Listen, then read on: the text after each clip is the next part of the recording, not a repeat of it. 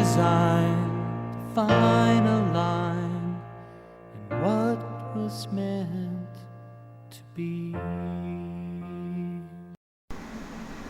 Weeks rolled by, and even buoyed by my newfound ideals, I slowly returned to a state of helplessness, until one day, one fateful day, I saw a human in blue robes softly strolling through the hold.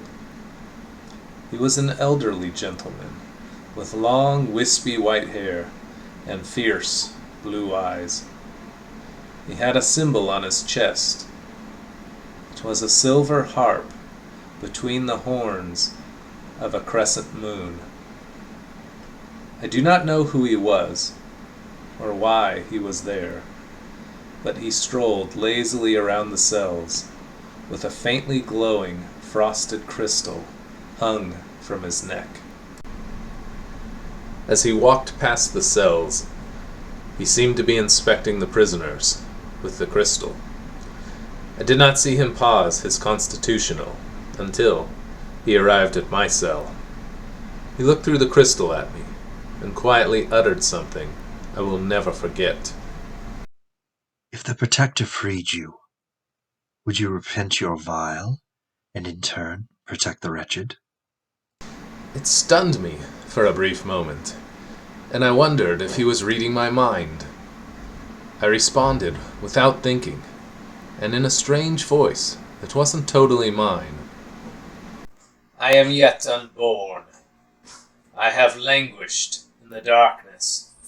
I now live in twilight, and I am ready to shield the needy until comes the light. So you have pledged. So are you bound. He took out a parchment and pulled the crystal from around his neck. He wrapped the parchment around the crystal and handed it to me. He looked me in the eyes and said, You said you're of the Twilight. Take action when given the opportunity, and no longer let your gifts slip through your grasp. Remember, so have you pledged.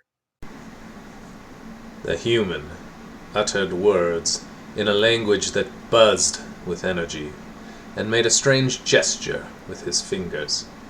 The cell door clicked. The human turned and walked away. That was the last time I ever saw that wizard. A few heartbeats later, I heard a loud explosion up on the deck. The ship suddenly lurched to the starboard and dipped forward. It immediately felt like we were falling. Fast. I don't know what that wizard did, but it sure seemed like we were about to crash.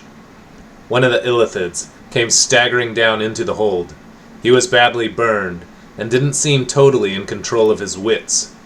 It was quickly obvious he couldn't see as he felt around blindly with his arms. He stumbled into my cell, and I instantly recoiled on instinct, as I had done every time they came for me. But then I realized I needed to act. Do not fear. Your life is that of an insect, anyways. If you ever want to be more, seize the moment. I reached through the cell bars and grabbed a hold of his tentacles just as he rounded the corner of my cell and pulled with all my might. His throat caught on the corner bar, and I yanked his sickening tentacles around the bars. My muscles corded and burned from the effort. I could hear his hideous gasping, but I did not relent. I was staring into his burned-up eyes and face as he suffocated.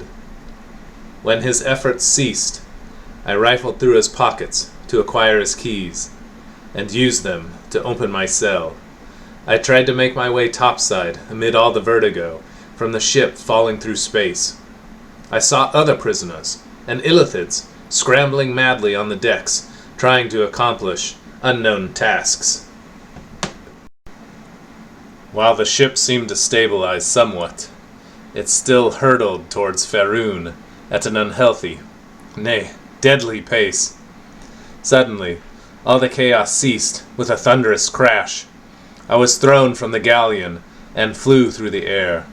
That is the last thing I remember. Run away!